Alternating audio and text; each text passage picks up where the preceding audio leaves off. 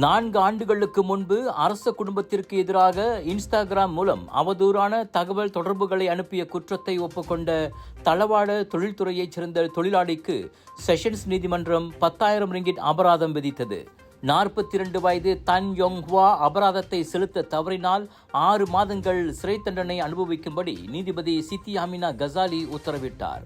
கடந்த 2021ஆம் ஆண்டு நவம்பர் 6 மற்றும் 7ஆம் தேதிக்கிடையில் வாங்சா மாஜு தாமான் யூத்தானில் உள்ள ஒரு இல்லத்தில் சுய விபர பேருடன் தனது இன்ஸ்டாகிராம் கணக்கு மூலம் தான் இக்குற்றத்தை புரிந்ததாக குற்றம் சாட்டப்பட்டார். 1998ஆம் ஆண்டின் தொடர்பு பல்லூடக சட்டத்தின் 233வது விதி 1A கீழ் அவர் மீது குற்றம் சாட்டப்பட்டது. குற்றம் சாட்டப்பட்டவர் அரசு அமைப்பை மோசமாகவும் அவமதிப்பாகவும் உணர்ந்து ஒரு செய்தியை உருவாக்கி அனுப்பியுள்ளார். மேலும் அதை படிக்கும் மக்களுக்கு கோபமும் வேதனையும் ஏற்பட்டது என குற்றப்பத்திரிகையில் தெரிவிக்கப்பட்டது.